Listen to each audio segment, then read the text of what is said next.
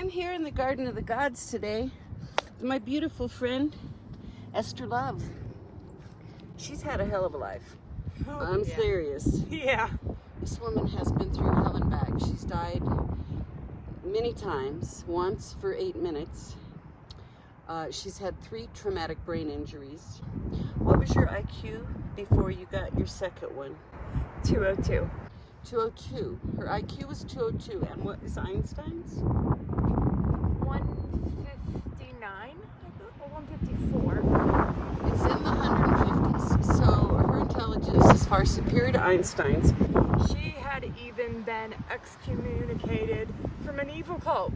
An evil cult. Her mother was part of an evil cult, and she killed off 6 of her husbands. And what did your mother do to your sister? Sent her to go get them drugs that ultimately killed my sister. So her mother killed her sister. And who found your sister when she was dead? I found my sister when she was dead. Yeah, and is that why your mother's in prison now? Yes. Hallelujah, her mother's in prison. Woohoo! Yes. Light wins again! Yes. Hallelujah! So your mother was a member of a cult, and how did she start you off into the sexual trafficking as a child? Took a lot of healing work to remember a lot of the traumas and everything. When I had escaped, I didn't really see how they were not normal, and I hadn't understood any different except by the internal guidance system that had always guided me despite being in this dark, born into this cult, being a sacrifice, being a child sacrifice, being videotaped with people that were called my uncles, never my uncles, being given drugs to do it, being trained to look beautiful, to talk beautiful, to be alluring. It's so ingrained. The programming, the training was so ingrained. So they recruited her for MK Ultra. Based on her intelligence and her psychic abilities, which are off the charts phenomenal, the military is interested in people like her because psychic warfare is very high on their list of weapons. And so basically they wanted to turn her into a weapon. And so eventually they killed her, literally, and she came back. Okay, so let's talk about her first traumatic brain injury. It's my understanding that your mother rigged the brakes on your bicycle, and it was your first time riding a bicycle. And what happened? I went down the hill, and I felt really fun, and then the brakes did not stop. There were no brakes on this bike. Period. No brakes at all. No brakes. When the ambulance and the police all determined that, the brakes were not existent on the bike. There was no brake line. No way to brake. The line was cut off. Your mother had sabotaged your bike and put you down a hill knowing what would happen to you. And Yes. so what actually did happen to you? What did you hit? The side of my head? No, what physical object? What happened? She's coming down the hill. The high-rise senior citizen building center on You hit the side of a wall. I hit the side of a wall. She ran right into the side of a wall. Do you remember the point of impact? I do remember the point of impact, which they find astonishing that I remember the point of it. I find it astonishing too. Continue. I your find it story. astonishing yes, very too. astonishing. Okay, she's coming down the hill, smack dab into a wall. Yeah. She remembers impact, and what happened to your body? My head smashed open. My head, literally smashed open, broke open. See the brain? Yeah. Then my mother, in all her loveliness, this was on my birthday that I'm receiving. My birthday. Why not make my birthday my death day? Whatever. Maybe it was more convenient for her. I'll know what her intentions were. They were always evil. The Lion King had just came out that year, and I was supposed to go and see The Lion King on my birthday with all my friends. There was 8 of them that was supposed to go on my 8th birthday. So your 8th birthday present was this bicycle Mm-hmm. from her mother. And so she took my friends to it, I felt really tired.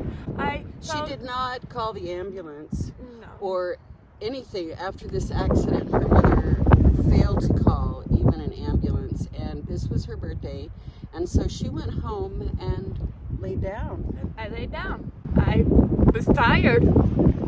I was sleepy. And your brain was open. Brain was open. And you were bleeding.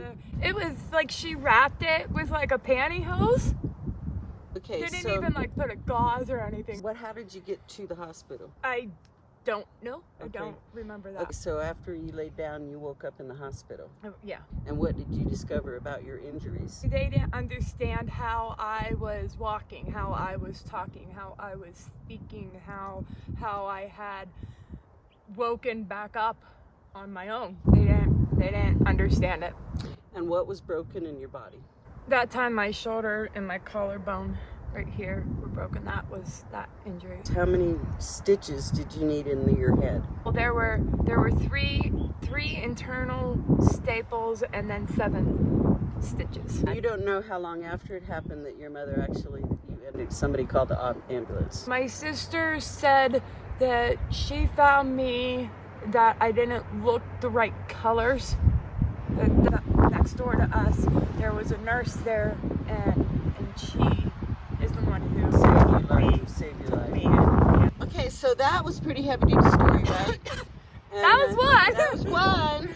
Remember, this is intense. That's just the beginning. Her second traumatic brain injury, and it's Halloween. Oh, and I had this feeling all day that I tried to tap in. People understood that I could see things then. They understood that. They knew that about me. They're like, what is it? What is it? I'm like, I don't know.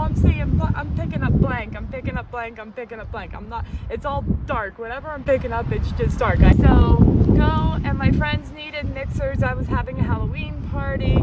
I decided I needed to be the hostess with the mostest and go and get the drinks. And we go and we start racing another car on the way back.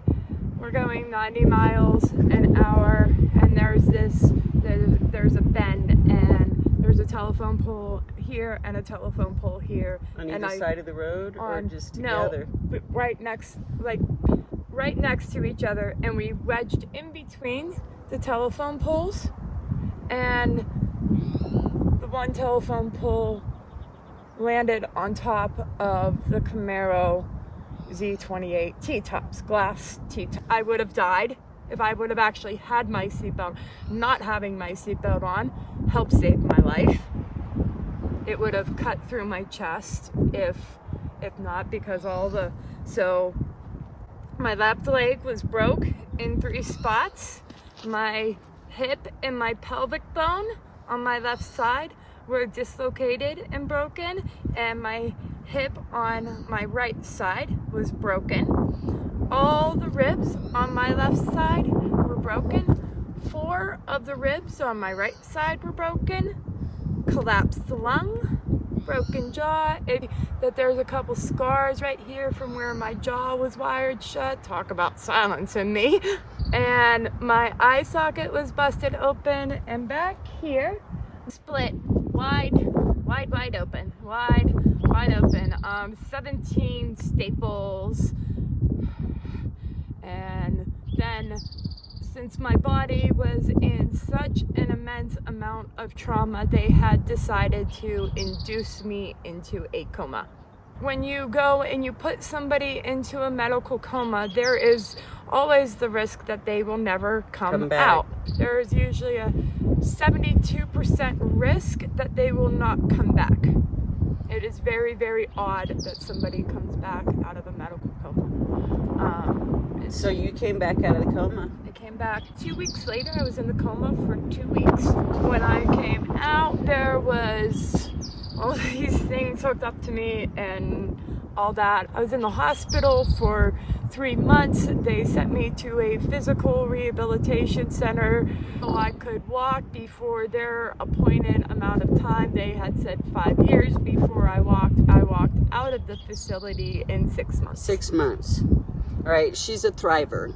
This lady has been through hell and back. Okay, so that's 2 traumatic brain injuries. And what did your IQ drop to? 150? It went from 202 at that point. I had tested before the second one with all the MK Ultra had tested, and then they tested my IQ after the car accident. Okay, so And- before and after Yes, and was 202 to 161. 161. That's still higher than Einstein. Did you hear how battered her body was? How many breaks? I mean, And you this should woman see was- me dance. Okay, now when that accident happened and you were crushed, were there witnesses to it? For a lot of witnesses, because it was 2 a.m. on Halloween night when the bars are closing and everybody's going home.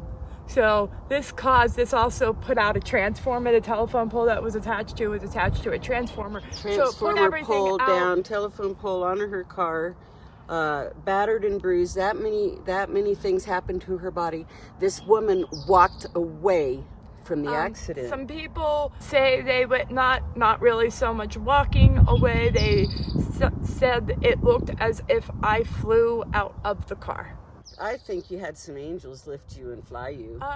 When in I was assistance gone, with you. when I was gone, when I was not coherent of this world, I was somewhere else. There was this magnificent light. I couldn't really see anything that was familiar to me that seemed really familiar, except that light that always was with me. That light was present in an overwhelming sense of fashion. There was no voice saying, it wasn't a voice saying to come back. It was understanding that my mission was not done. I was not complete. That's what I came to understand when I came back, that I was not complete. Spent a lot of time having to do a lot of stuff to retrain back after that. A lot of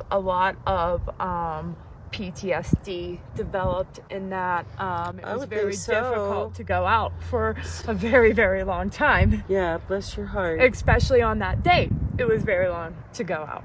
Again, I'm with Ester Love, here in the Garden of the Gods. We're talking about Esther's life. And we've already covered 2 traumatic brain injury incidents. And the second one, the damages again were Extremely extensive. Now we're going to talk about number 3.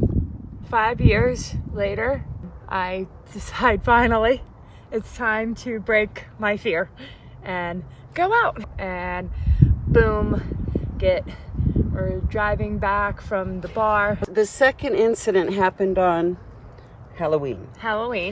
It's another Halloween, 5 years later. 5 blocks away from the prior incident, get T-boned by a semi. Okay, so she's associated with MK Ultra, and there's a story behind this and why she got T-boned. It wasn't that much of an accident. Somebody wanted to do her in, and that's a whole nother story. Okay, so she just gets T-boned by a semi, and spent 3 days in the hospital. Only 3 days in the hospital, and four stitches, and they don't understand. She was T-boned and the car was demolished. You just walked away with that, and that was it? That was it.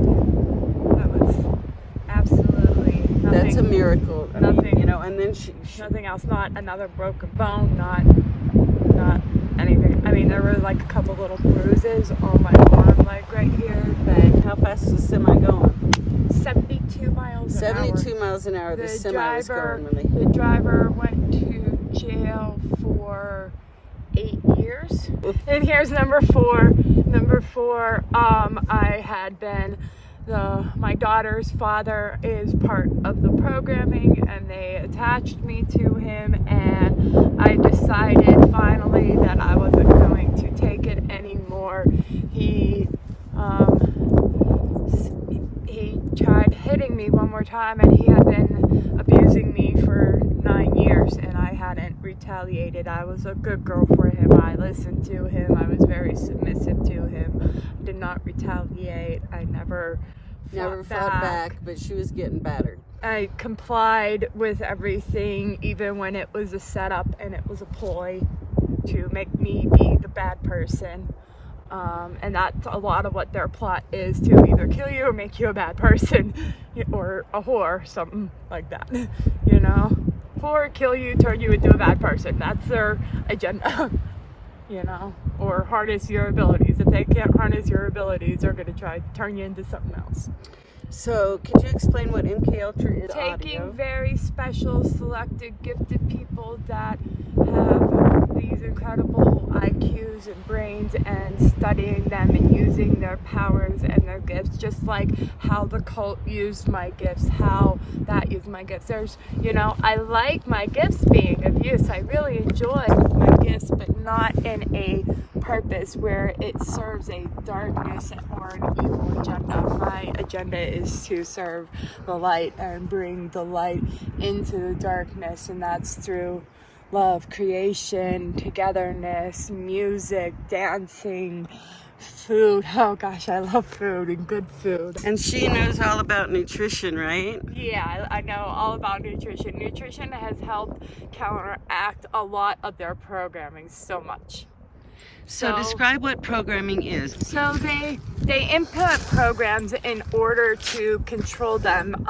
Some of the programs that are affected by MK Ultra right now are fluoride in our toothpaste, in our water. That is one of the smaller but also a very grand scale of decalcifying our pineal glands. If they could have succeeded in destroying my head and the brain in it, then my powers couldn't be of use to anybody but them. If they could extract the powers and the processes of being able to connect with godly realms and territories like that, with energy receptors, with all these technologies that they try to make us believe that don't exist. You know, half my friends believe I'm crazy, and I'm not crazy. I'm highly, highly intelligent, sometimes too much for my own good, to the point where I get targeted, to where they want to harness all these abilities, where they want to harness the brains of all these individuals. I'm not the only one. There are many, many, many, many, many of us, and it seems we have these abilities to tap into all these different energies and connections and realms, and be able to know things and travel through the mysteries and understand life as it exists through realms that are unknown to the human eye. And so now do you see orbs? I've seen orbs since I think I've seen orbs before I was born, if that's possible. It's not just orbs. I can see all types of beings. I can see lower vibrational beings. I can see interdimensional travelers. I can see creatures from different realms. I can, because there's so many different realms that people don't even begin to understand, mostly because of the programming. Because we're riddled with foods that harm us, and we're riddled with ideas and distractions. Yeah. Okay, we're interviewing Ester Love in the Garden of the Gods, and she's just amazing. I hope you enjoyed this interview with Ester Love. She's a true inspiration. Not only has she survived, she continues to thrive. We'll be interviewing Esther on many different subjects that she's very well versed in, and so please stay tuned, and I hope that we can expose this terrible situation that is affecting children.